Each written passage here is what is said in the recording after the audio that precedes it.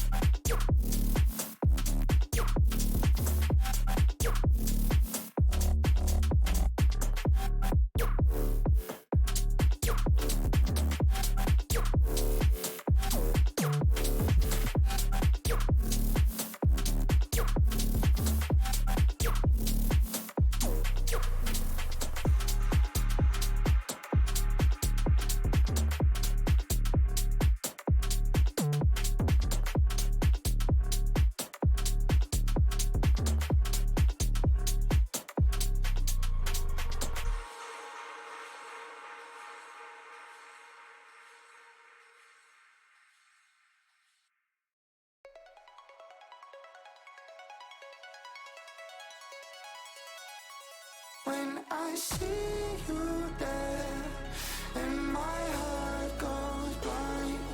When I see you there, and my heart goes blind.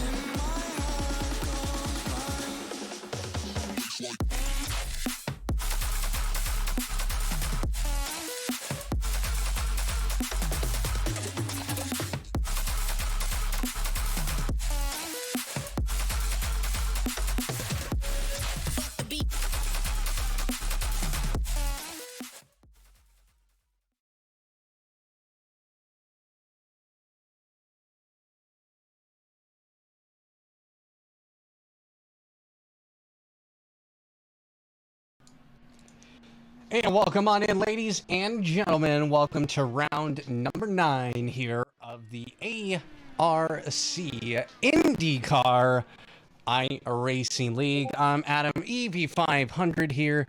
Joining me tonight, it's going to be James Williamson.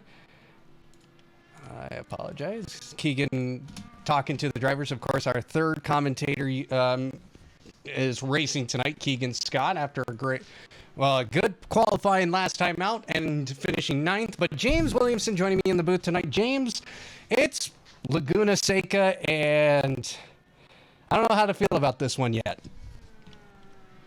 It's going to be a testing one for the drivers. There's not a lot of passing opportunities, and it's a very technical track with very punishing runoffs. So we'll see how our drivers handle some of these turns. The corkscrew, obviously a very famous turn. That's going to be a trouble on. I expect a few spins to happen there.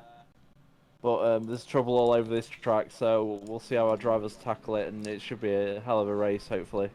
Well, guys, already coming out here for qualifying, and this is when the tough gets going and the going gets tough, because now you're having to do your best laps. Yeah, I mean, that's another thing. Like I said, passing opportunities are very scarce around this track, so track position and getting a good qualifying is going to be key for your race, because you don't want to get stuck in the pack. But then at the same time, this is why it's going to be good for us, because how people are going to try and strategize and use the pit stops to get round some of the people that may be battling for most of the race. It's just going to be a great battle, both mentally and tactically. This track's incredibly fast. It's just going to test the drivers for 50 laps here today. We'll talk about this later, but our current points leader, Brody Gardner, second man in line there. You can see him behind a newcomer, Matt Carroll, joining, or Carl. Is it Carl, or Carroll? It could be Carroll or either, so I think it's Carroll, Matt Carroll. He's going to be the first man to start his hot lap here around this very small circuit again. It's only 2.2 miles long, 3.6 kilometers for our European counterparts. It's easy to make a mistake around this course, as we saw Brody Gardner go wide there. That's going to be an off track for sure. That's got to be one. So he will probably continue on. Look, why is he continuing on? I'm surprised he's just not pitting. He was incredibly wide. Here we are through the kink. Now up the hill into the corkscrew for Matt Carroll, currently still the fastest man out there. According to the bottom line there, you can see all the drivers in the order that they're in right now and what times they are doing. So 4 purple sectors currently for Matt Carroll, and finally gets beaten. It will be interesting to see who has beaten that when it switches over. But we're going to get across the line here. Where is he going to go? It's 108.213. Brody Gardner's lap will not count, I don't think. It did not, no. So Cody Barrett puts up a 109.550. John Krauser, third fastest, with a 109.755. Yeah, absolutely. Just getting a lap in early is always critical. Matt Carroll's obviously the unknown because it is his first race. He has got a very good I rating on road when I checked him out earlier, so I expect him to be up there at the front. But Colin Kinser's just stolen P1. Yep. He's gotten up onto the pole. The man has been quick all season. Frankie Frangica going third fastest, a 108.506. Peyton Schofield in that 4th spot, though. He put up a very good time there, as we will get you those times here. 109.252. Brody Gardner's out there on a lap, and he goes quick time with a 107.907. That's an absolutely stonking lap there. 2/10 quicker than Colin Kinser is now. John Krauser moves up into that 4th spot. Yeah, Brody Gardner, obviously our championship leader, is throwing down the gauntlet to the rest of the field early on here. But like I say, it's early. There's still another 10 minutes of this qualifying, and I expect Colin and Matt will have an answer to that as this session goes on. So Colin Kinser goes even faster by 3/10. Another quick time of a 107.552. Yeah, it's heating up very early once again here at the front. Frankie Francesca is snuck into P3 now. So the times are falling very quickly here, so it's all going to be coming down to that final lap probably as this session rolls on. Matt Carroll in that 4th spot, 108.213. Keegan Scott still hasn't put up a time on the board here, so we'll ride along with him. Let's go ahead and let's ride on board here with Keegan Scott, again member of the commentary team here at ARC. Decided he wanted to get in the car this time. Made his debut. Was it a week ago or 2 weeks ago, 3 weeks ago? I can't remember. There's just been so much racing here at ARC that it's been hard to keep up with who's been in and out and everything. But he was definitely in 2 weeks ago. Started on the pole in Michigan and ended up finishing 9th after just having kind of a struggle bus race because of some damage very early. Yeah, he definitely wasn't expecting to be on pole last time, but he's unfortunately had that. Like I said, the incident with the damage early on that paid to his race. We'll see how he does tonight. He wasn't very confident going into this race for this track. It isn't one of his favourites, so you'll see. But then sometimes the races are better because you probably take it easier. And as like I said, this track is going to punish a lot of people. So if you can keep it pointing the right way, you're probably going to get a good finish at the end of this. He is on a hot lap. In the practice session, he was the quickest man, if I saw that correctly. He was the quickest man overall, so he is definitely somebody. Ooh, and he has somebody locking up in front of him, and he has to take evasive action just to avoid going into the rear of whoever that was. Looks like it was Craig Bray. Keegan Scott goes 13th quick with a 109.321, so not a great start for him. Peyton Schofield, P7, a 108.6. He's on an out lap. Let's ride on board with him as he starts his hot lap. This is somebody I think we haven't been really talking about too much this season. Right now, he is 9th in the championship. He has 147 points, and that's before race drops. But he has had some very good, consistent performances so far. Looking at him, he got 3rd at Spa, 3rd at Belle Isle. He ended up wrecking and having a terrible race in Michigan. But he's somebody that's always, just seems like keeps knocking on the door, especially for a podium and a win. Yeah, definitely. He's putting some very consistent performance, especially on the road side. I mean, 2 podiums already this season, so he's certainly someone we need to look out for today, as he's making his way into the final couple of turns of this lap, and we'll see if he can improve on his 7th place position at the moment.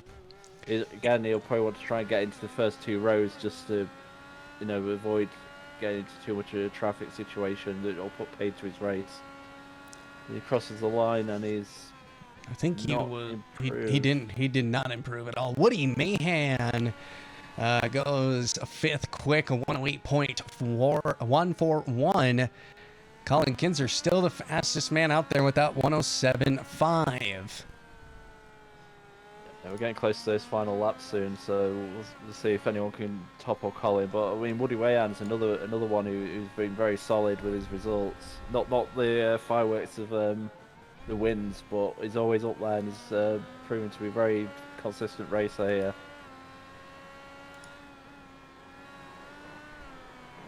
Oh, and Woody Man just gets a little bit loose. Somebody we need to talk about again tonight is Andrew Surowick.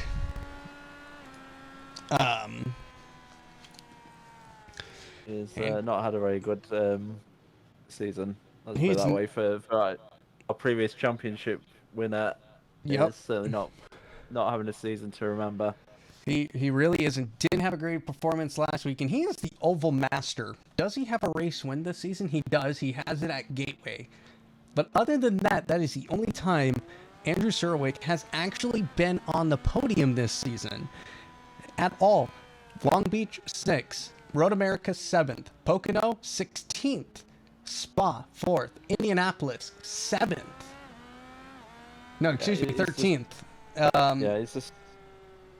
He's just had one of those seasons where he's had a lot of bad luck, getting caught up in incidents, and it happens, and it's just what, like I say, when your luck's not in, it just seems to spiral, and it just happens week in, week out. So this one's just going to be a season to forget, although he's still kind of up there in the championship. So if he can string some results together in the latter stages, he may still be able to fight Brody, but he's probably not happy with how the season's gone. I mean, why would you? If you're the defending champion and you've had as many bad results as he has had this season for his standards. We should mention this. Isn't he a 2-time defending champion? He is the 2-time champion, yes. Yes. So he's got a lot of work still to do. I mean, there's a long season. There's still drop points to be involved. He's not out of it yet. He's currently sitting there with 230 points. Brandon Welsh is 234. Brody Gardner's at 300. So only 70 points behind. And with the points haul, winning a race, that's 50-something points. Yep. That's... I mean, 50 points or bonuses, and he needs to sort of win out the season, I would say, at this point, which is a very tall ask just to really be able to challenge Brody. Because the problem is with Brody is he's good on ovals and road, while in the past you've had like Andrew and people like that who were very good at the ovals and not hot at the road. And then you had like David McCourt in previous seasons who was very good on the road, and even he will say his ovals weren't his strongest point. But now, we're getting to the point where we're getting people in this championship who can do both, and that's when it becomes a struggle for people who aren't the more complete racers to like fight for the championship, because Brody's won at every type of track we've done this year, so it's hard to topple that. Well, Jack Hedgecock moves to second quickest here, 107.609. Wow. We haven't seen him that far up the order in quite some time here in at least the IndyCar League here. For our ARC members, this is Rogue. He's a Codemasters F1 driver and a champion, by the way, in Codemasters F1 2021, I think, is when he took a championship. So he is very quick. He's very good in on iRacing as well. The man has been doing a lot. He's not only races here, but he also has done an endurance series before. He's done other leagues like in ovals, like with the NASCAR Infinity Car. So he's got some experience behind him in terms of the type of racing that you have to do on each circuit. So it's good to see him back up there in the second. Yeah, well, yeah, he's certainly putting a hell of a lap there, and he'll see if he can improve on that. Maybe steal Colin's pole, but he's still leading the way. I mean, is anyone going to have an answer? We really are at the final laps now for every driver who's out. So getting a clean lap now and improving your position is very important. I mean, John Krauser is someone who was putting a lot of laps in the practice this week, and he's hoping for a good finish. So we'll see if he can improve on this final run. He's in P8 at the moment. Maybe he can try and sneak a top 2 or 3 grid slot, and then see how he does in the race. It's certainly someone I want to watch today, because I know he's put a lot of work into this. He was last season's Indy 250 winner. So, and Krauser did not improve. That was a 111.6. Ooh, someone's gone for a spin in the pits.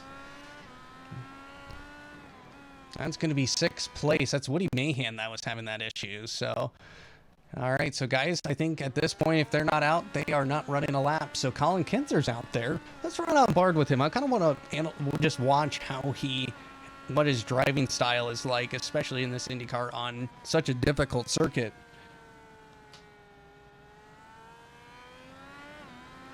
Very tight line into 2. Some people like track out a bit there to straighten out the second part. He lost the lap already. Yep, he lost it already. Yeah.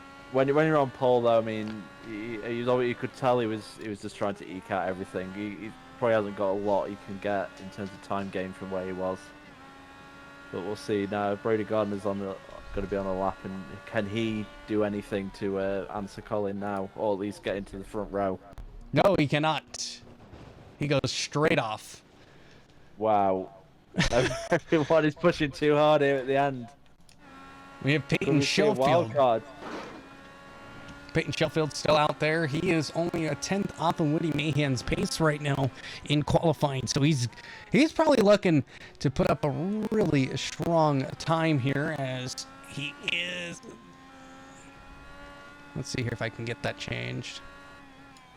Actually, Got some traffic in front of her. Hopefully this doesn't factor into this final turn. Oh, he probably flipped a bit too much curb there. I think that unsettled the car a bit. I had to go off the power a bit, but let's see, is he improved? No. No. Stays P7. I was just shocked. No one seems to have really put in a lap at the end here to get an improvement. Maybe John Krauser can change that. He's coming to the final turn. Again, he's only a 10th and a half.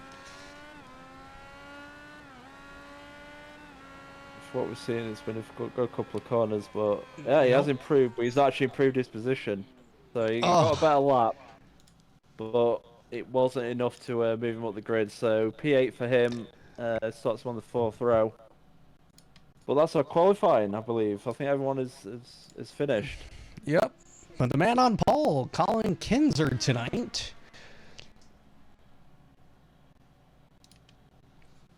Yeah, he'll be happy with that. And it gives him a massive advantage over like Brody Gardner, who's going to be starting in P4. He's got Matt Carroll next to him, who again is the great unknown tonight. And Jack Hedgecock's maybe a surprise on the front row. Not to disrespect him, but There's a lot of things, a lot of potential issues that could happen in these early laps. It's a very tight track, so it's all about just getting through the first couple of laps clean and getting into a nice little rhythm. And we'll see what strategies they use. This is one of those tracks where you can use different strategies. But Adam, if you're one of the leaders on the grid here. Yep, let's go ahead and take a look at the grid. On the pole, it's going to be Colin Kinser in that number 46. On the outside there, or in the will be the inside, Jack Hedgecock's in P2 in the number 24. In P3, the number 35, Matt Carroll. In P4, the number 53 of Brody Gardner. And running out the top 5, the number 96 of Frankie Franchica. We have Woody Mahan, who's going to be starting P6 tonight. Peyton Schofield in P7. Next to him is John Krauser in P8. Keegan Scott is in P9. And running out the top 10, Andrew Serwick. And outside of the top 10, the number 11 of Brandon and J. Welch. In P12, it's going to be the 98 of Shady Ahmad. In P13, the number 064 of Thornton Thomas. In P14, the number 402, Cody Barrett. And running out the top 15 here is the 709 of Craig Bray. And getting into the fight back couple of rows, we've got Matthew Rice starting in P16. Nick Jew is going to start in P17. Next to him, Alex Rose in P18. Charles Bertrand, who chose not to qualify again on a road course, is starting in P19. Next to him will be Brock Whiteman in P20. And in 21st is DeAndre Young. There we go. That is a good look at the grid here as we see everybody starting to get ready here for what should be a very unique race here for sure. Yeah, I could already see tyre strategies. We've got Colin starting on the alternate tyres, and there's a few the people behind him are on the primaries. So the front row is all on alternates now. That's the great thing about this track. You can run both sets from the start. So we'll see. I mean, basically Colin and Jack will be wanting to try and scamper away early on while they have the advantage on the grip, and then as the run goes on, they'll probably fall back into the grasp of the people on the primaries. Let's take a look at the tire compounds here. Colin Kinser starting on the alternates. Jack Hedgecock as well on the alternates. Carroll, Gardner, Woody Mahan, Krauser, Scott, Ahmad, Welsh, Garrett, Thomas, Rice, Craig Bray, Alex Rose, Jadu, Charles Bertram, and Whiteman all on the primary. Schofield and Serwick on the alternates. And Franchica. Yeah, I guess Andrew and Peyton Schofield will be trying to make moves early on the tyres, but I never really feel it's advantage to take them when you start a bit deep in the field. You might as well take the primary tyres and run longer. I would imagine. I mean, strategy-wise, I mean you can do a lot of different strategies here, but I'd imagine most would try to take 2 stints on the alternates and make them about 40 and 15 laps each. But again, this is why this track's so good. You can run a few different strategies, so that's going to play out as it goes on. But like I said, the initial one is we're coming up to turn 6 now, and that's going to be an absolute key turn in the early going, especially lap 1 where you need to be single file by the time you reach there. Otherwise, a disaster will probably ensue for a few drivers. Well, we're getting ready here. As you can see, cars are lined up. We are just now hitting the corkscrew, heading down hill, and getting ready for 50 laps here around the famed Laguna Seca in Monterey, California. Of course, the IndyCar finale was held here this year. Will Power taking the IndyCar championship, and a huge successful race for him. But ladies and gentlemen, it is now time to get going here. Hold on to your hats as we go green. Colin Kinser just waiting to go, and he gets a great start away from Jack Hedgecock and Matt Carroll. He's going to be trying to get side by side, trying to go down the inside of Rogue as they go down the hill through turns 1 and 2, and now into turn 2 now, and some chaos in the back a little bit. Looks like Matt Carroll, he's going to be the one who's going to benefit from all this, because now look at him, he's up into the 2nd position. He is now in front of Brody Gardner, the championship leader, but gets a terrible exit out of turn number 5. Yeah, it's a lot. Oh, and that's is that Matt who's gone off there? Yep, that's Matt Carroll going off.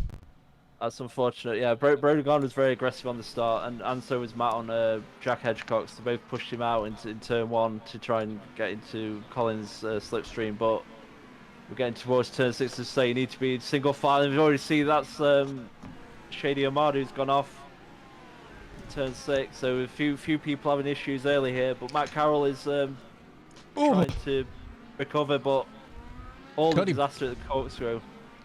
It is a massive disaster. It looks like Nick Jadu is involved in. Oh my gosh, multiple cars going off. Yeah, this is what we unfortunately expected. Unfortunately, that one here is very treacherous. I think the corkscrew issue started with Thornton Thomas basically locking up a brake and sliding a bit, and that basically concertinaed the field. And then unfortunately, I feel like Cody Barrett was a victim there. He's losing his front wing. But we've had a few people off here. We've got Craig Bray, Cody Barrett, DeAndre Young, who all seem to have suffered early. Well, let's take a look. Go ahead. Sorry, I'm going to say Colin Kinser 2 seconds ahead already from Brody Gardner.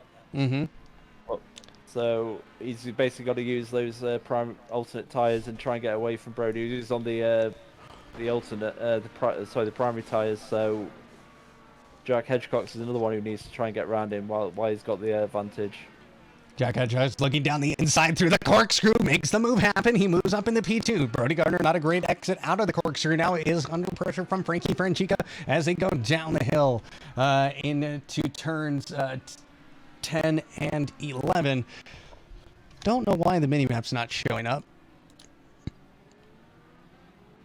That was a very brave move by Jack Hedgecox, but Brody was certainly a willing dance partner, and they managed to survive the corkscrew there. But I guess Brody's thinking long term here, because he just needs to get a good finish to keep his championship hopes, more than in his control. So working lap 3 now, and it's I think it's started to settle down a bit. We've had all the craziness at the start. Now everyone's starting to get into their rhythm. Andrew Serwick has moved up to P7 by the looks of it, and all that. No, P6 from his starting position, so he's probably happy with that start. In fact, him and Peyton are probably happy. They want to get back onto this battle for the top, at least up to second, while they've got the advantage with the tyres.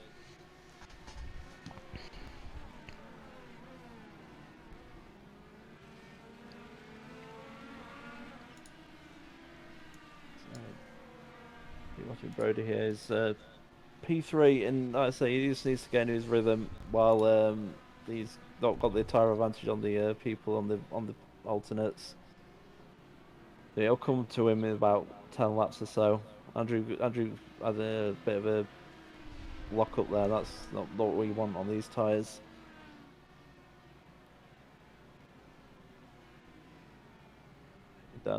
I apologize. I'm trying to get our mini map to pop up here so you can kind of have an idea where the rest of the field is at, but unfortunately it's just not wanting to work with me here, so I don't think we'll have a mini map for quite a while.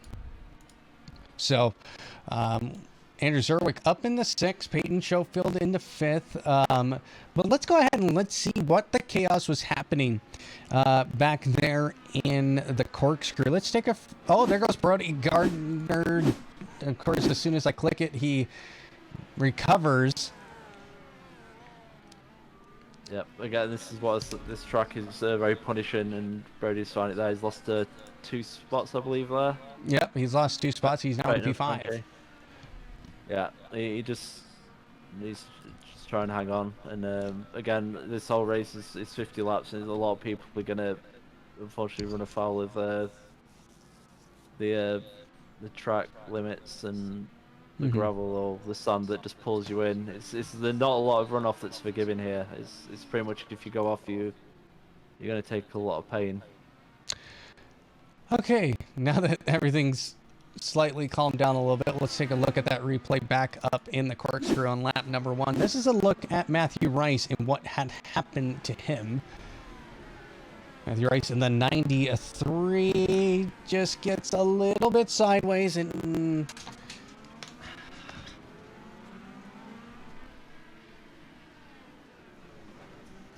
gets into some people and just causes massive chaos.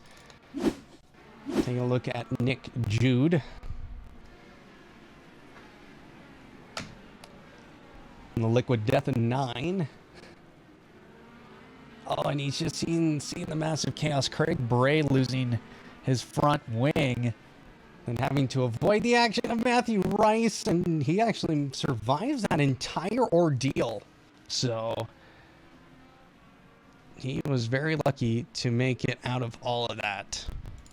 Yeah, he should have put his lottery numbers on this week if that's his luck already. So, yeah, I mean, that was just, again, just corkscrew.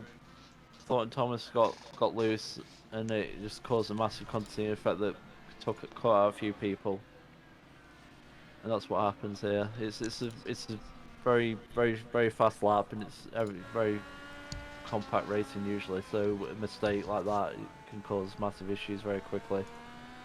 Andrew Serwick now, he's looking at the back of Brody Gardner, which is kind of how his season's been, and as he's working into turn 6, maybe he's thinking try and get around him while he's still got the advantage, but you know, it's a very difficult track to overtake. I mean, it looks like maybe he's having a look at the corkscrew there, which would have been a very daring move from that far back. But he needs to be smart. He can try and set something up for turn 1, or turn 2, which is going to be his best opportunity here. Or he may just be happy to just ride it out in P6 for now.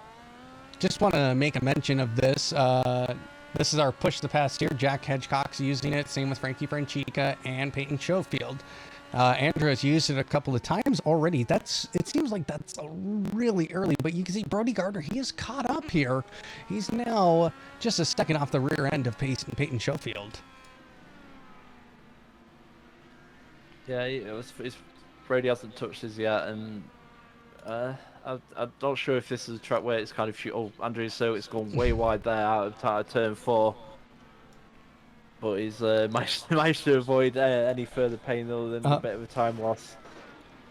So, before we watch this battle commence, because it's starting to commence now, there's been a crash with Keegan Scott, Thornton Thomas. So I just want to take a look here. Here's Thornton Thomas. He's actually battling against Keegan Scott, coming into the corkscrew.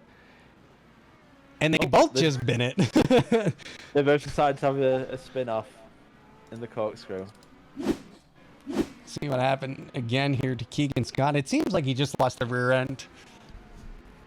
Yeah, it's very easy to do that. It's a tricky braking zone. He just locks up the rears, and yeah, they both get away scot-free, thankfully, but just a bit of a spin. And of course, Cody Barrett. Okay, it was Cody Barrett who had the wing damage early. Let's see what happened to him, though. So he comes into the corkscrew. Oh, and loops it around. Yep. And loops it around again. All right. Very easy to do.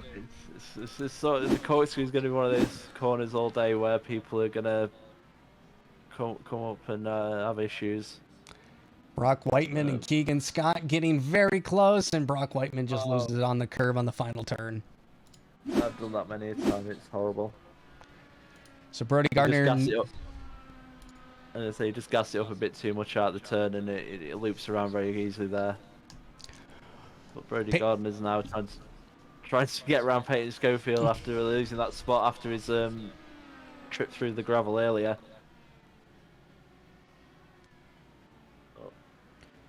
He's not going to get it done. It's very difficult. It's very difficult. Turn 2 to get a pass done. You really need to be side by side and be brave on the brakes. Brody Gardner just keeping consistent line here as we see Peyton. He really took that turn 2 just really wide.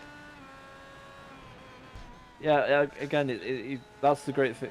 Turn 2 has a few different lines you can take. Some people track out a bit wide just so you can aim your car more for the exit of turn 2, while other people like to hug the apexes. But I think we're also now getting to that stage where Brody should be starting to have the advantage on Peyton in terms of grip, so he probably wants to try and get round before Peyton actually has to pit for his tyres whenever he decides to do that, because He wants to try and get a bit of a gap Mm-hmm. early, because obviously the undercut is going to be a thing here for a few of our drivers.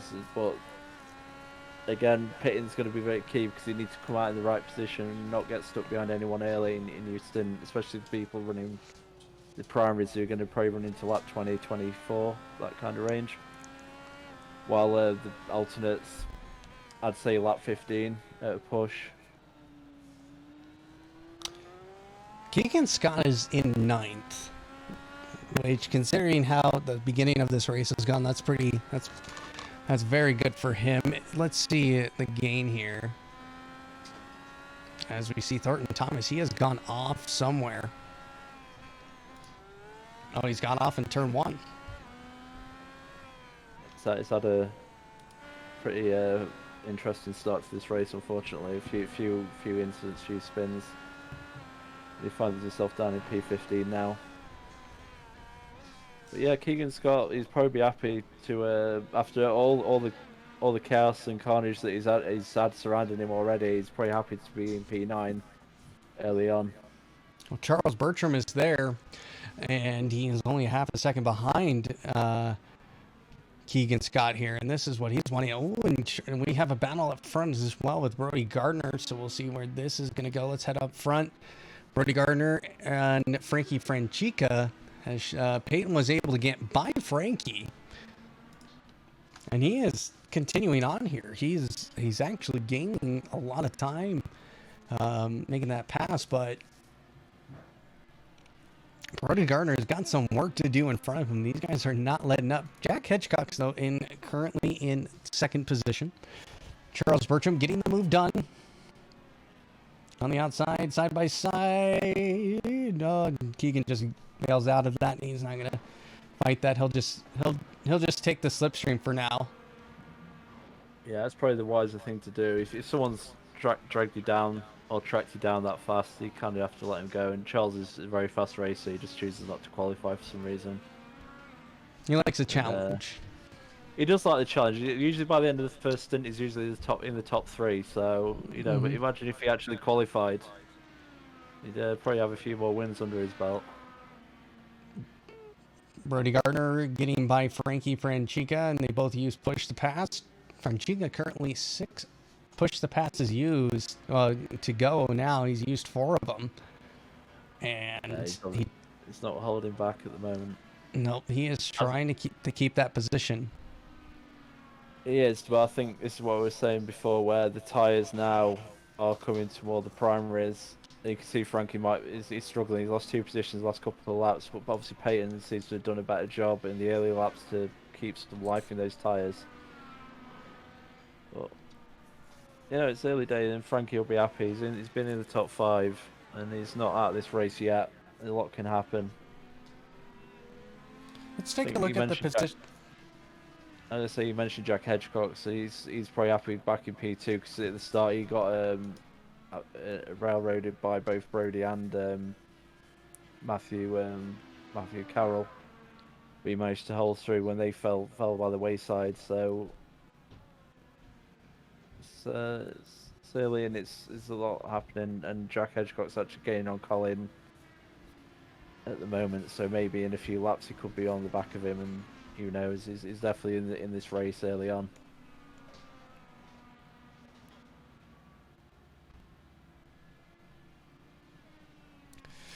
Thornton Thomas and Craig Bray has had some issues. Let's take a look at Thornton Thomas.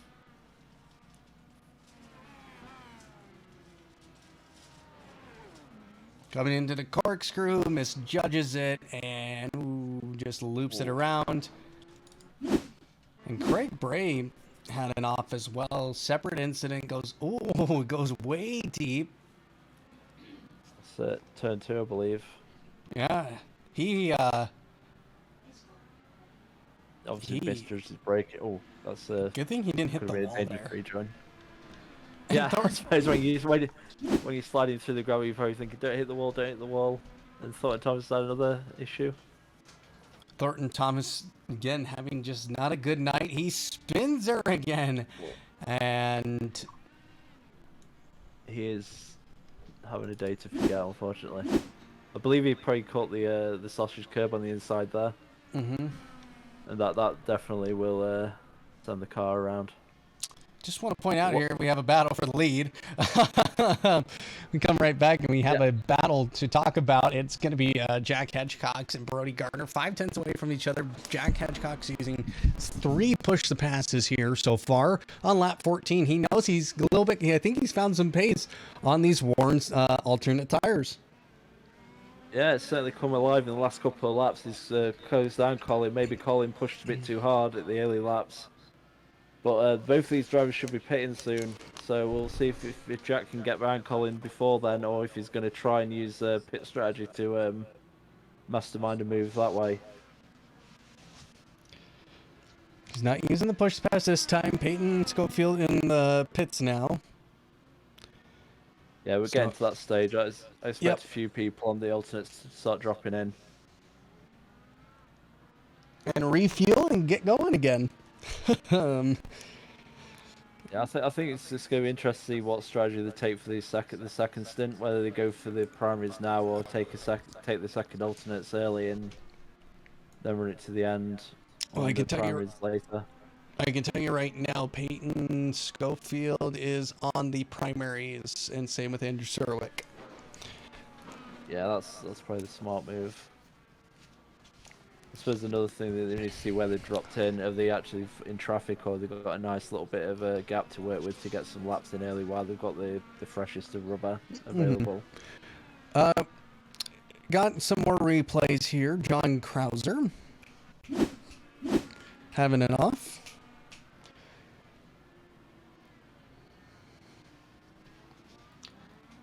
And he was taking that so gingerly, too. And he just messes it up on the exit. Woody Mahan. Get the corkscrew again. And corkscrew catching a lot of guys out tonight. I think he got spooked by Charles Bertrand as well. I think he probably pushed a bit. He probably mirror driving too much and missed his braking point. But yeah, the corkscrew and turn 11 have definitely been calamity corners for our drivers tonight. Jack Hedgecock's coming out of the pits now on the alternate tires. It's interesting. So he's decided to take the alternates early, and he's come out just ahead of Nick DeJew, which is important because it gives him a 4-second gap to work with before he gets to John Krauser. So he'll be wanting to put a lap in early, but obviously he needs to get his tyres warm, so he needs to do what he can to hold off Nick, because he's very vulnerable at this stage. And Colin Kinser's just coming to the pits as well now, which is obviously he needs to cover. Oh my word, both. Well, Jack Hedgecock and Nick Jadu going way wide, and guess who's going to capitalize on that? That's going to be Woody Mahan. He's always left to capitalise. He definitely will be. Free positions are always helpful around here, because as I said, actually getting a pass done is very hard. So that's unfortunate for Jack, because that's probably going to give Colin a decent lead now after when the pit stops are done.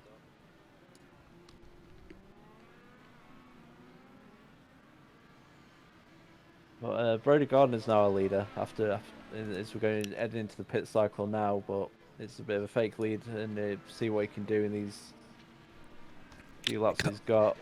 Colin Kinser going the opposite strategy of Jack Hedgecock's going to the primaries.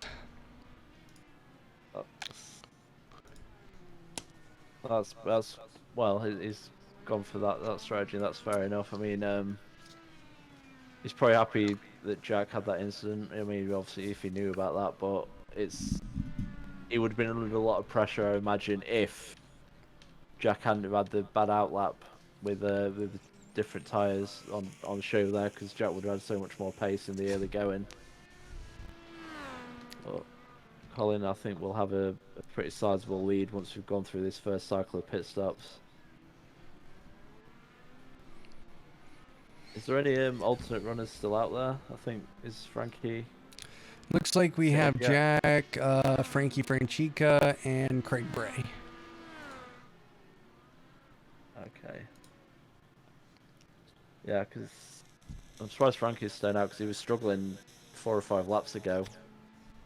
So I don't know why he's trying to just do a whole stint on the Reds. It's sort of you do about 15, 16 laps, and then either put on another set and do another 15, 16, or go to the black primaries and try and run a full fuel stint that way, because those things don't drop off at all. Let's take a look at Alex Rose. Alex Rose having an issue here. He's in the Krispy Kreme car. I forgot he was in that car. Just going by some lap traffic, coming into the corkscrew. Oh, and somebody just sends it. Somebody just... It was that. Wow. That was actually just a good heads-up driving by Alex there, because he could have easily been sideswiped by that lap car. He just totally missed. Wow. He just got sucked into the sand. Yeah, I think he was probably looking so much at letting Alex pass, and then he just totally forgot that he had to brake and not sit on the sand. But wow, you certainly have to have your head on a swivel at this place. Things can happen anywhere. He was very just relaxed and calm. I can't believe it's it. Oh, we have had, oh my lord, what, my timing board just lit up with crashes here. Something major just happened. We missed it. Matthew Rice and Thornton Thomas, I'm guessing, have come together again. The corkscrew. Thornton Thomas again bips it, and Matthew Rice had to just get on the brakes. Oof. Let's watch that from... That was bad from Matthew. He had to go to a dead stop, I believe. But again, Thornton, he's just having a nightmare every day.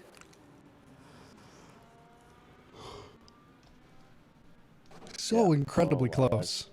And he clunks his front wing on that wall just to top it off.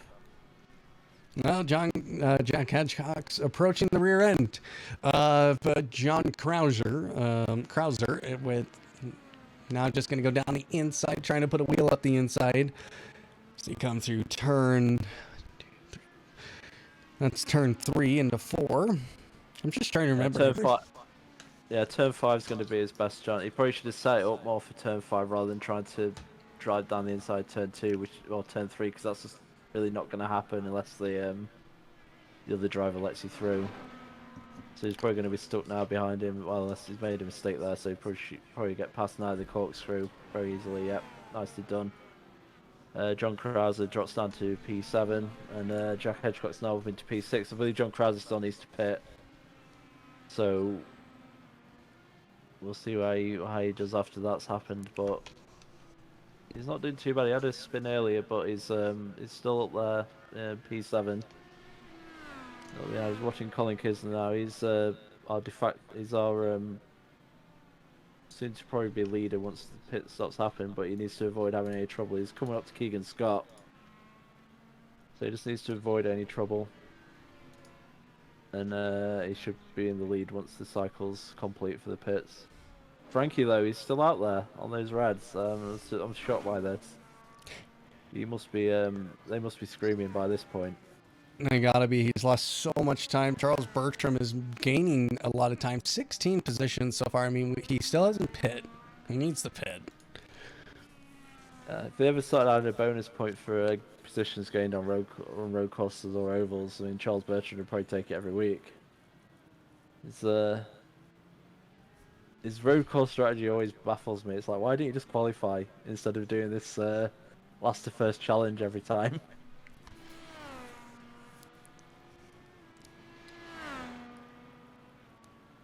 Well, now it's becoming a tall order for him. Can he win? Is he somebody that we can actually maybe see win this race? I won't put it past him. His last lap was a 109, and Colin did a 110, so he's gaining a little bit on him at this stage.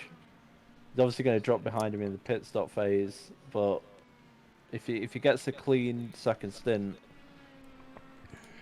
he could easily, by the end, it's sort of like it's going to come down to the final few laps for him if he's going to win. I mean, he's won here in the past, so it's certainly a track he's capable of doing that.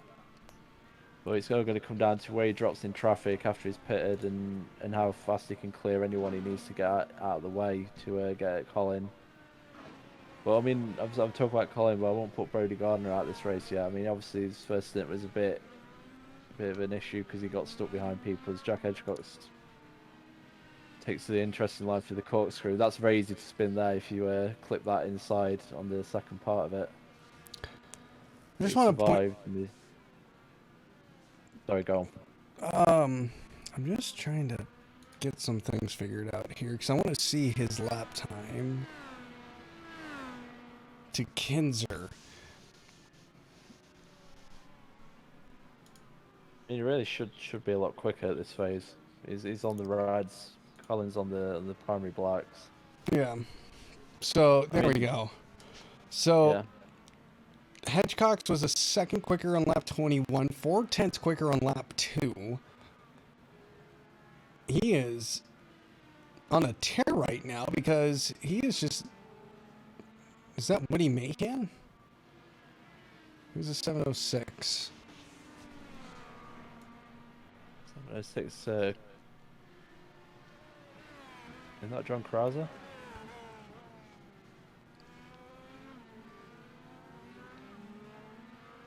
No, he's the 502. 709, that's Craig Bray in front of him. Okay.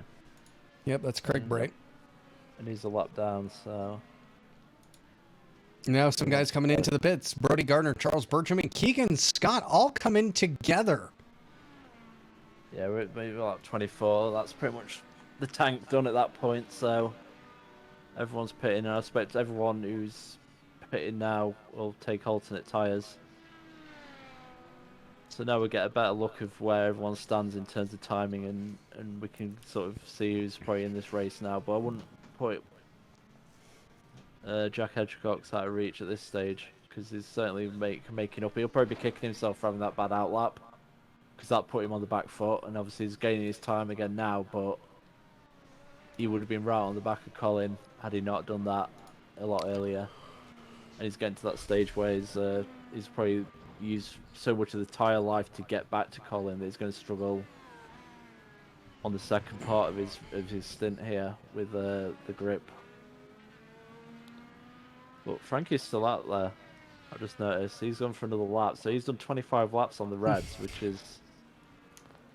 seems a bit suicidal, but he's sticking to his guns, I guess. Is he trying? Oh, Charles Bertram has had a crash. That's a shame. Oh no, no way! He's not doing it out of the pits again. Oh, and he locks it up, and he comes off track. That's going to be an immediate penalty. Charles Bertrand and Laguna pit exits do not mix. He's had a few incidents there in the past, so that's done his racing, unfortunately. Like you say, he's going to get the unsafe pit exit. And he spins it again in 3. No. Oh no! When it rains, it pours. For Charles Bertrand, it is an absolute typhoon at this stage. That's taking him out of the running. Yep, that's definitely done it. Frankie Franchica finally pits. Oh, I'm shocked. He's finally pitted 25 laps on the Reds. That's Well, now it's going to be curious in how long he can take the primaries. In fact, in my head, I've just thought, is he now just trying to one-stop? Which you can do. If you can get 25 laps out of a tank, then he's not. This could be his final stop. So that's going to play into it later. Maybe he could end up, stealing a win here if he only has to pit once and everyone has to pit twice. Yeah, everybody's going to have to pit twice, except him. Yeah, there's a potential chance we can see Frankie Franchica maybe win this race. Oh, it's definitely possible now. It didn't even occur to me that it's a possible strategy. I thought the fuel was you'd have to save too much, but it's just about whether you can stay within the pit stop of Colin and Jack. But if those two start fighting, that's gonna obviously drag him back into the pack. Got Brody Well, 9 seconds behind, and he's certainly someone who's not out of this race yet. yeah, I mean, let's take a look here at the gap from the leader. Frankie Frangiga, 27 seconds behind. He's on the fresher tire. That's something we need to point out. At this point, some of these guys, like Jack Hedgecock's, his tires are going to start feeling it here in a moment. Any guys who are on the alternate tires really going to feel it here shortly, for sure. But for Jack Hedgecock's, it doesn't seem to be bothering him just yet, because look how close he is. Yeah, he's got to get this move done now, and he's having a look down in turn 5. In fact, Colin just let him go. He's realised it's not worth squabbling at this stage. But they're side by side. Oh, no, they're not. No. Through the kink they go. Side by side in turn 6 is not a good idea unless you want to be splattered all over the rail straight. Come on, this is ARC, okay? That is a very potential. I hate to be the bearer of bad news. We had some more crashes here, but we won't pull away from this fight just yet. As a terrible exit out of the final corner there for Jack Hedgecock. So that's going to give an opportunity for Colin Kinser to just be able to capitalize potentially on a pass here. So come into turn 2. Oh, and Hedgecock just locks up just a bit there. I think Colin also locked up just in unison. Pretty much some lap traffic as well, so it's going to be interesting to see how that plays out. It's Brandon J. Welch, I believe, is the guy in front, and is he going to play ball and just let him through, or is he going to make it difficult, which could obviously He's going to make it difficult. Colin. He's going to make this incredibly difficult. Gets into the sand and keeps it straight, though. That could have been a race ender. Yeah, playing fast or loose for the sand is not good. But he maintained his first position. That's the main thing. But Colin is probably happy just to sort of stick to his gearbox at the moment. Yep. Because I'd imagine. I'm sorry, I was going to say, imagine his final stint. Oh, there you go. Brandon Wales gets well out of the way for both of these drivers. I was going to say that Colin's going to probably have the alternates for the final stint, and Jack will have to take the primaries. So,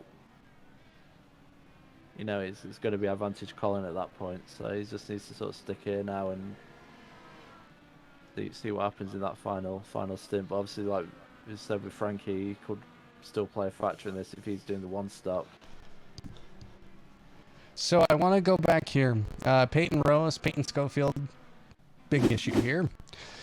Alex Rose, where is he coming up to? The corkscrew again. And gets wide, just goes over it. And yeah, there you go. That's what happens. You go over like that and you always end up spinning. And I guess Peyton's... Is he going to do the same? Nope, just tried to turn it in too quickly. And the guy that could have potentially won this race, and I say could have because of this incident right here. He's going to have to really put in some laps here. I'll just say he's on the Reds. Why did he go on the Reds? Why did he go on the Reds? That's... Oh, I don't know. I don't understand that strategy call. That's... If you're gonna go 25, if you're gonna go 25 laps on the Reds in the first stint, surely you're gonna go primaries. But no, he's just got to pit again. So. Oh, that is. He has. Oh, that is so unfortunate. It probably takes a race down to 2 horses, and there they are on our screen right now. Jack Hedgecock leading the way. Colin Kinser right behind. They're going through Calamity Corkscrew Corner right now. And we'll see when... I think what it's going to be is when Jack pits. That's going to be the key here. And then how he handles the early laps this time with the cold tyres.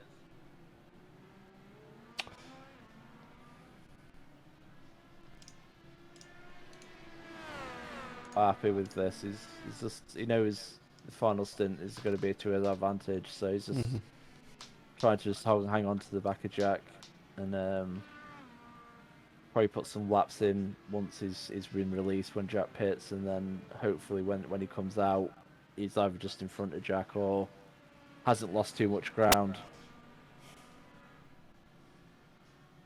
But after that, I mean, Brody Gardner's he's having a bit of a quiet race after the initial flurry, and he's just in P3, and he seems to be on his own little world at the moment. Well, I've noticed he had actually caught these two slightly. He's gained about 4 seconds in this stint, so I say it's a 2-horse race. But I guess counting Brody Gardner out is a bit of a foolish errand in this game. So he could definitely play a factor into the final few laps. I can't remember if he took. Oh, there we go. Jack Hedgecock decides to pit now. Get on to the primaries. He needs to make sure he takes those primary tyres, otherwise he's shooting himself in the foot. But that's released Colin, so he needs to try and put some laps in now.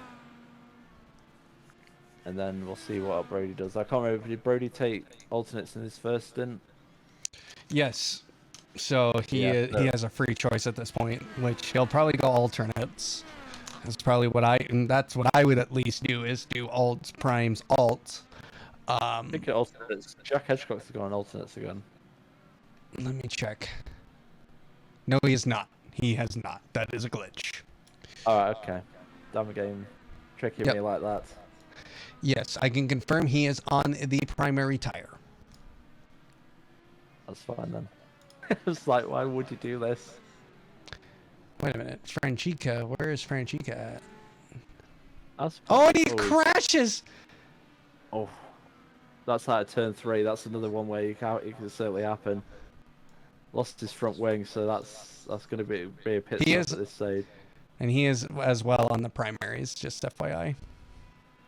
Okay, well, whatever strategy he had planned is unfortunately unravelled right now. He might as well take the alternates again at this phase and just finish the race that way. Be probably the fastest. That's unfortunate. I mean, he pretty much would have had a chance at a podium at least there, and he's just had that thrown away. It's very, again, this track's just so unrelenting and punishing. Just a slight tap of the grass, and you end up in the wall, and it's just an absolute mental game for 50 laps. This race, it's very, very taxing to be consistent for that long. Watching Brody Gardner, he's not chipping away at Colin now. Colin's taking a bit, probably gained about a second from when I last looked. We'll see if again he can do anything in the final stint. Jack Hedgecock, he's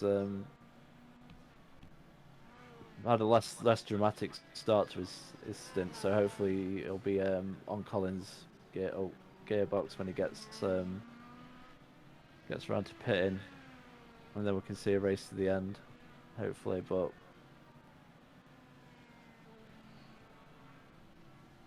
so it's we're just at that waiting phase now. We just need to have Colin pit for the final time, and then we'll finally see where everyone stands and what kind of race we're going to get to the end. Another thing to note is Keegan Scott has worked his way up to third. I think he's pretty much stayed out of trouble most of this race, and it's obviously that's all you need to do to get a good finish. I mean, I've noticed Andrew Serwick's down in 12th. Has he had a problem at some point, or? No, not that I've seen. Okay, it's having another tough day then, unfortunately.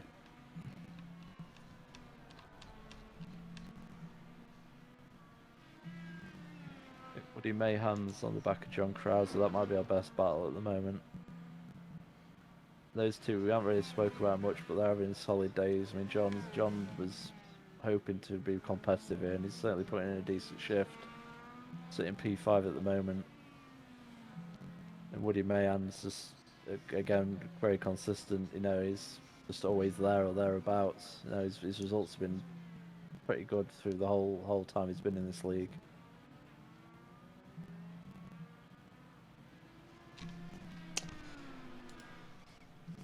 Keegan Scott seeing himself again in a third position.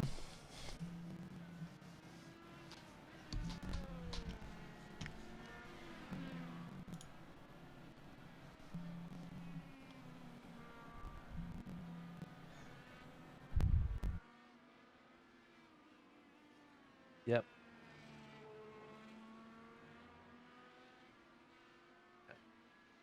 So watching Keegan Scott at the moment, he's in P3. He's got 6 seconds lead over Jack Hedgecock, who's pitted for his final time. But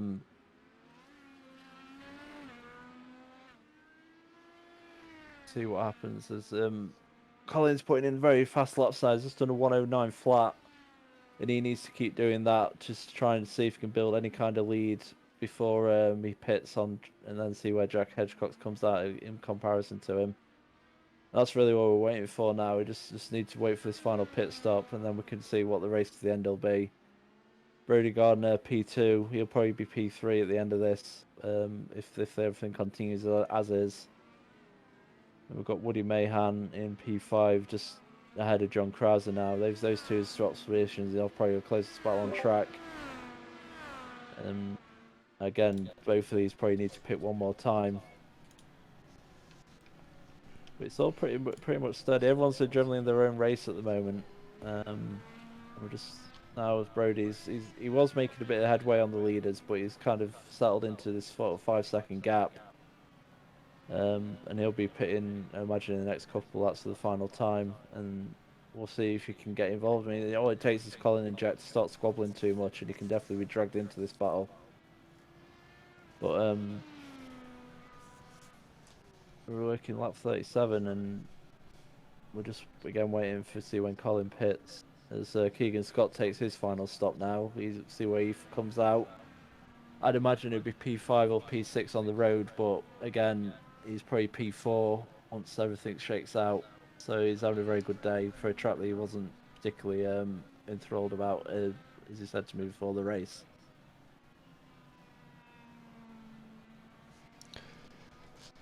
Let's see here. Who else is out there? Krauser's into the pits. Frankie Franchica has come out of the pits. He is on alternate tires. Technically, he did do laps on the primes, so he will be good. And he's actually there with Andrew Serwick to the corkscrew. So a battle for position. P9, I believe, is on the line here, so see if Andrew can hold on. But also, I believe Andrew may have to pit again, so I guess Frankie's just waiting for that. But yeah, it's unfortunate for Frankie. He definitely had an interesting strategy call. He looked like he was going to go for the one stop, and it would have been fun to see how that would have played out. But unfortunately, an incident coming out of turn 3 lost him his front wing, and he had to make another pit stop, and that's put him back into the pack here in P10 at the moment.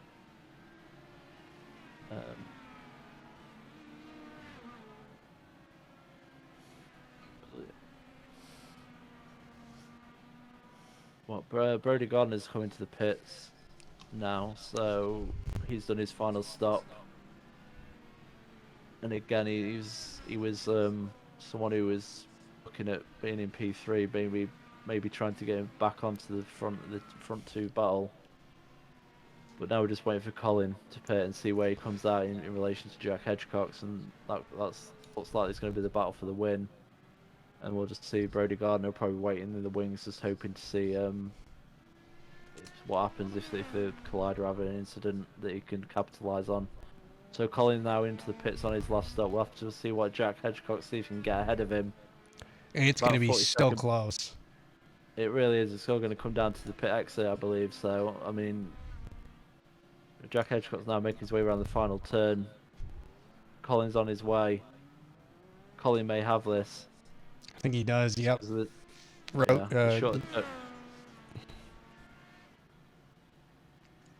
Short turn radius should give it him. Basically, if Colin doesn't make... if Colin's already got it, he's already out onto the track, so he's got about a 3-second lead after all that. And he's got he's on the faster tyre, so he's certainly sitting pretty at the moment. with 11 laps to go. And I guess now we have to see if Jack Hedgecock hold off Brody Gardner, who's only 2 seconds back, and he's on a charge. He's literally just, you can see the delta dropping very quickly here. So that's the front three. Keegan Scott P4, he'll be very happy with that. Peyton Schofield are running out of top 5 at the moment. And Frankie and Andrew are still battling away at the moment in P9 and P10. Which is probably our, again, main battle on the track at the moment. But Brody Gardner's gained over 2 seconds in a lap on Jack Hedgecock, so this is certainly not looking pretty ominous. And Brody Gardner probably want to get that second spot. So the 1:07.8 there compared to 1:09.7 by Jack. So yeah, he's certainly on the hunt. He can smell the blood. He may be trying to think of a move now to turn 5 if he can keep close enough. He's certainly got a great exit there. So how much Jack's going to defend it.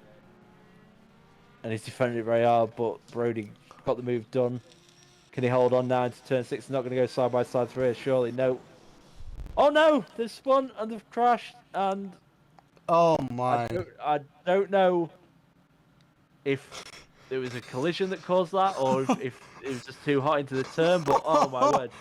Oh, This race is my. Oh, Jack Hedgecock. I think is that Keegan Scott who may have got a piece of that, or is that a lap car? That was a lap car That's because Keegan Keegan. Scott. Oh. That's Keegan now. What just happened? All I was saying is, whatever happened, I think Jack got the worst of that, and that's devastating for him. He had a podium in the bag, but I think he's lost it. His wheel is certainly loose, so that's definitely a trip to the pits. Brody may have got away with. Here's what happened. Brody just got loose. Yeah, that's what I thought may have happened. I don't know whether maybe the netcode may have played into it. Let's. But, I gotta get that that's from crazy. Jack's point of view here. No, he just completely lost it. He just yeah. took a narrow line. Yeah, and it took him narrow line, and Let's take- it spun out.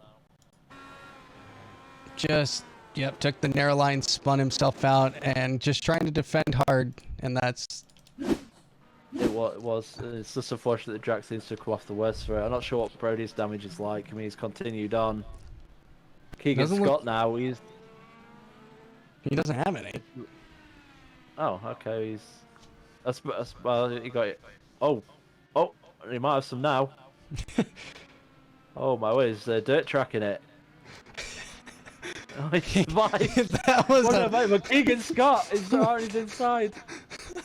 And he's gonna get the move done. Brody Wow, Gardner, Keegan Scott. that was 100% a cut.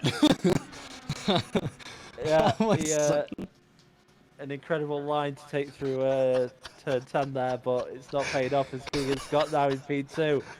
What a couple of laps he's had. He's gone from P4 to P2 and barely had to make a move. Brody Gardner though, whether he's totally fried his tyres now, or maybe he has some kind of damage and it's slightly affected him. But that was beautiful. That was. it was a bit. I tell you what, he did well not to end up in a wall or an actual spin, because that is a treacherous place to be going that wide. Yep, there's what happened. It's got a lot of oversteer. He got an absolute crisscross on and somehow kept it out of the wall. That was impressive on itself. Oh Wow. my. A very dramatic couple of laps with Brody there. Let's see if we can have a bit more of a. He's coming to the pits. I'm dying on that one. I think we all are. That was a crazy. It could have been so much worse. Oh my! Somebody clip that, please. That's gonna make a top 10 video somewhere. That was a save and a half. It really was. I mean, to an absolute tank slapper coming out of turn 9, and not ending up in the wall. I mean, that's impressive on its own. And then basically dirt tracking it downhill on an incredibly bumpy surface and not spinning out. And not and just keeping calm. He wasn't on the gas. He just let his car roll down to the bottom to the track. Yeah, IndyCar Dirt Series is coming soon. Off the back of that, I'm sure. There we go. Put on the same tires that they use for the intermediates. There we go. Their wet tire, their wet weather tire. I'd be down for that. Brody Gardner's come out after the pit stop. Brody Gardner's come out in P5 on the back of John Krause. I assume he'll probably get this move done. Then it's whether he can get a move on Peyton Schofield and get a podium out of this. But Peyton's probably happy as well. We haven't mentioned him, but he's gone into the podium positions now for the back of that incident between Jack and Brody. This will be we went through it. Sorry, I was going to say we've gone from a pretty static podium to a total 18360 on it in 2 laps. This would be Peyton Schofield's 3rd podium this season. So he's fighting consistency. Just want to point out, of course, James Williamson, you're across the pond, as they would say it, in your area. So, of course, that causes a little bit of latency on both our ends, kind of syncing up with each other. So,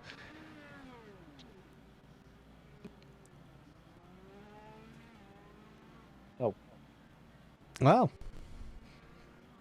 you spot it.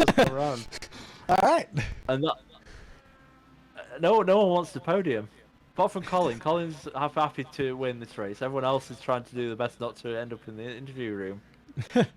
You know that the AlphaTauri meme or the Alpine meme would be funny now. It wouldn't be as funny now as it was just a couple weeks ago. Whoever gets a podium in this race drives for the Alpine. Well, everyone's trying to avoid that apparently. I wonder if Brody Gardner might have a sniff of getting back into P3 because he's only 6 seconds back. He's got 6 laps to work with, and it's not beyond the realms of possibility if he wants it and he really puts in the laps. He'll have the fresh tyres that he can pretty much run qualifying laps to the end. So he may get a sniff of Peyton by the final lap at this rate.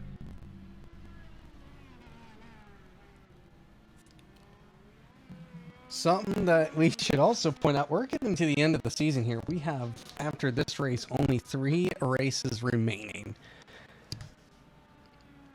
So for Colin Kinser right now, he's currently P4 in the championship with 214 points.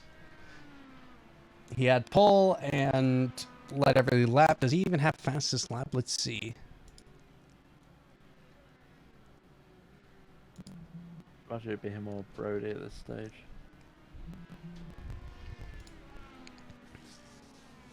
Charles Bertram actually has the fastest lap. He's out of the race now, so he's out of the race. We're gonna have 14 finishes here tonight. We started with 21. Yeah, Laguna Seca is definitely a race of attrition, as we've seen tonight. A lot of spins, a lot of moments. Apart from for Colin, who's had a very calm and collected, cool race, and he's sitting 30 seconds ahead of Keegan Scott. Probably an unlikely podium sitter, especially considering what he said to me before. But he's kept it clean, and that's the key here. And he's looking like he's gonna rejoin us in the commentary booth after thinking he could escape by driving around Laguna Seca.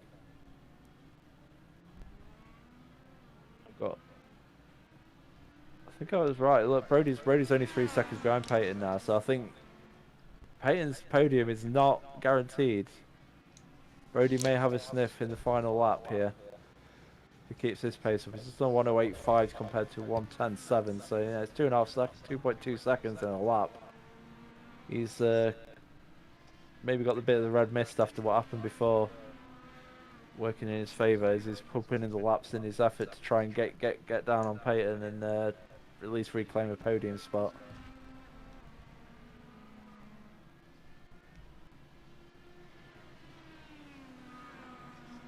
So Colin Kinser will be in the 130, the 330 points, and Colin Kinser will pick up a lot of points, and that should put him close to 270.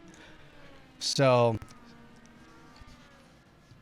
Brody Gardner will still be in the championship lead after tonight, but definitely some reshuffling will happen throughout the standings. I think Colin Kinser is going to put himself in between Andrew Serwick, who will bump up a position after tonight, and over Brandon Welsh. So I think Colin Kinser will actually slide into that third spot, and Brandon Welsh is going to lose 2 spots in the standings after tonight. Yeah, and Colin's got 2. Obviously, he's done every race, so his 2 drop weeks at the moment it's going to help him a lot. Cause his 2 worst results are very bad, and the rest of his results have been pretty consistent, top 5. So he's definitely in this championship still. But Brody Gardner's probably drop points will be Indianapolis, unless he has another bad race from here on out. Indianapolis, where he placed 16th, and Road America, where he placed 20th. And that together is 14 points. That won't have a huge effect in, 24 points. So that's not going to be a huge deciding factor unless he absolutely just has the worst luck. Well, I've just noticed he's dropped down to P5. So has he had an incident? Because he's dropped down Woody Mayhan, who's now in P4. I don't see anything. He's dropped back 18 seconds on Peyton when he was only 2 behind, so he must have had some kind of incident. Looking through incidences. No, I see Mayhan, Craig Bray, Jack Hedgecox, Mayhan again, Jack, DeAndre Young, Peyton Schofield when he spun it. And we're on the final lap here, ladies and gentlemen. Colin Kinser, your race leader. You've got to take your hat off to him today. He's just had an absolutely solid drive, very consistent, no incidents. Managed to handle the pressure earlier on from Jack well, and unfortunately as they fell by the wayside, he just kept strong. He's making his way up into turn 6 at the moment. And surely he's not going to lose it here. Probably just going to take it very easily. He had a bit of traffic on in front of him, but I doubt he'll even think about getting close to them. So a nice leisurely drive for him on this Thursday night. He's going to take the win by the looks of it. Yeah, Brody Gardner has fallen down to 5th, so Woody Mayhan in that 4th spot now. So, but Colin Kinser comes across the line. He'll take his, how many wins is this now for the man? This is his first win. His first win of the season. I thought he's won a lot more. Keegan Scott started in P9, raced his way up into the 2nd position, claiming a podium here, first on the season. Yeah, I'm sure he's happy with that. I mean, I don't think he would have expected to podium after that qualifying result, but here he is, P2. Great race for him. Got Peyton Schofield now, P3. He's just coming into the final corner now, and he just needs to get around it without any trouble to round out our podium finishes for the evening. And there goes Peyton Schofield picking up another podium, his 3rd podium of the season, third place actually. So, and those consistent results will pay off. Brody Gardner battling with Woody Mayhan. This is going to be a side-by-side finish. It's going to be Brody Gardner picking up P4. Woody Mayhan in P5. He'll be frustrated after that one. Andrew Serwick will be in P6. Let's take a look here at the results. So Colin Kinser takes the win. Keegan Scott 2nd. Peyton Schofield in 3rd. Brody Gardner 4th. Woody Mayhan 5th. Andrew Surwick will get in 6th. Frankie Franchica in 7th. John Krauser in 8th. Jack Hedgecox in 9th. And Alex Rose rounds out your top 10. Matthew Rice is finishing 11th. Brandon J. Wealth in 12th. Deontay Young 13th. And 14th was Craig Brain. He was the last guy to actually finish, the last driver to finish the race. We lost Nick DeJew. He finished P15th. He retired. Charles Bertrand, Brock Whiteman, Thornton Thomas, who had a horrible race. Probably one you want to forget. Shady Ahmad, who crashed out early. Cody Barrett and Matt Carroll in last, unfortunately. That's not a good debut for him. No, it was not. So now we get to talk to some of our podium finishers. So let's bring in Peyton Schofield first. So we'll just take a break here and we'll be back with our interviews.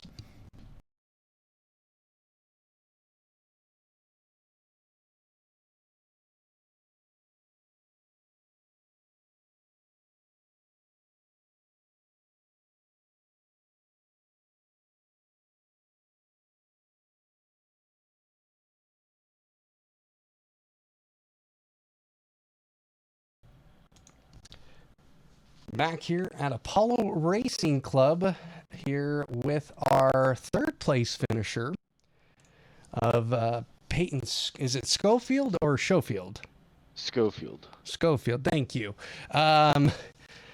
You get another podium, your third place finish this season. It seems like you're just finding consistency throughout this season.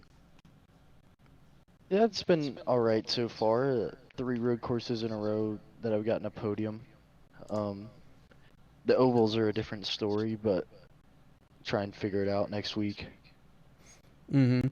The track tonight, again, a lot of guys having struggle at the corkscrew, but you just seemed like you were just keeping your head down. Any big incidences besides that spin in the final few laps? I cut it once, but it wasn't really that bad of a slowdown. It was like a second, and it bled off pretty quick. So I only lost like 2 or 3 seconds through there. And then the spin, but that was it. Okay. James? No, you've already asked all the questions, unfortunately. I haven't got anything else. All right. Well, next week, Homestead, Miami for you, Peyton. Hopefully, are you hoping for a a consistent result like you've had here on another oval this season? Yeah, I'm looking for, on the ovals, I'm going to try and finish top 5. If I can get in the top 5, then I'll be happy. It's not my strength. Yeah. It seems like tonight you were definitely very comfortable. So a good points haul for you, and congratulations on your third podium of the season. Yep. Thanks, guys. Have a good night. All right. Let's bring in our second place finisher of Keegan Scott. Keegan, can you hear us? Yeah, I can hear you. Well, you finished second tonight. You started 9th, so you gained 7 spots. What was your race like? I mean, it seemed pretty eventful, but just seemed consistent. Yeah, honestly, that's what I was shooting for tonight. Laguna Seca is literally my worst track in iRacing. So I was just trying to focus on keep the car pointed straight, mostly, and I mostly did. But I just wanted to do that, and hopefully I would bring it home in a top 10. That's what I was shooting for tonight, and ended up with a podium, so I'm happy with that. But the race overall was, it was pretty uneventful, to be honest. I don't think I even passed anybody on track. I think pit strategy kind of got me there too. James?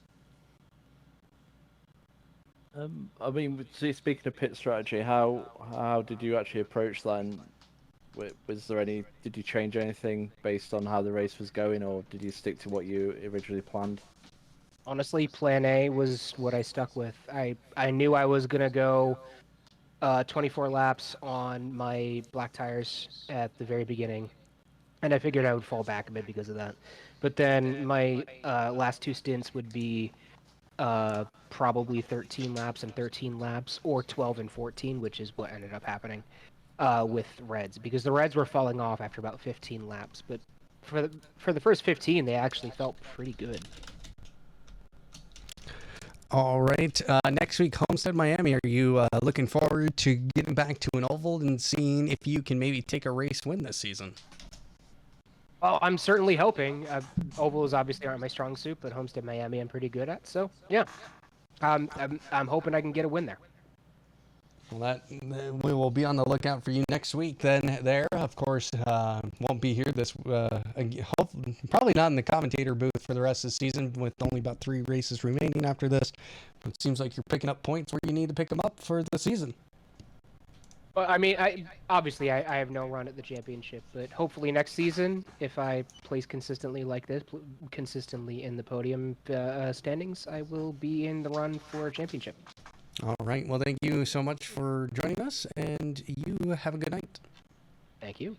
See you next week. And looking for Colin Kinser, we're going to bring him in for our winner interview.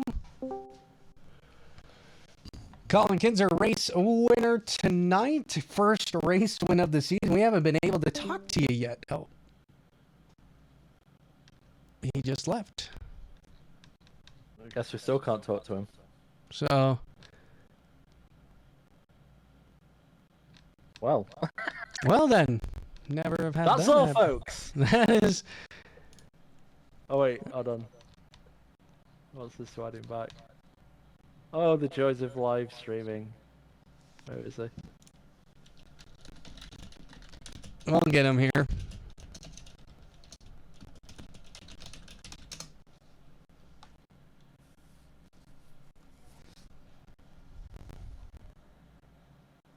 There he is.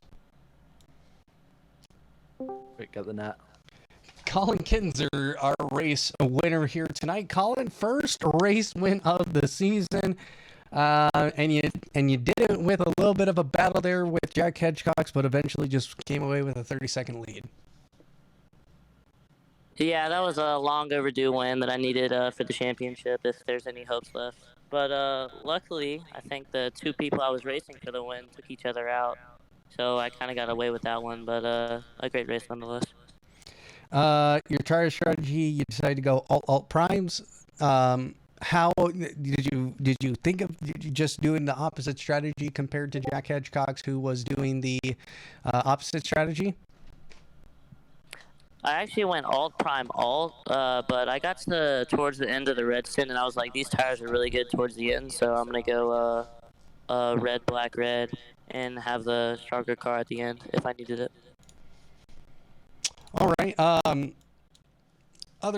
Anything about tonight that you are hoping to take in the next week? We go into Homestead here next week. Are you hoping to pick up another win? Most likely not. I'm not the oval guy per se, but hopefully I just come away with a good top 5. Hopefully. All right. Well, James, any questions? Yeah, I mean, you met on the second stint. Were you quite happy just to sit behind Jack when he got past you on the alts? Or, I mean, what was he thinking then? Was it just ride it out and then try and get a gap after he released you? Or did none of that play into it?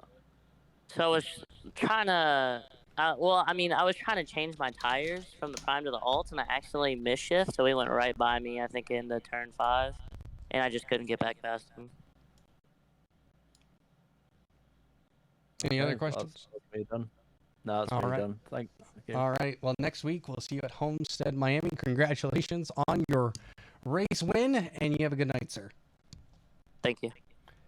Congratulations.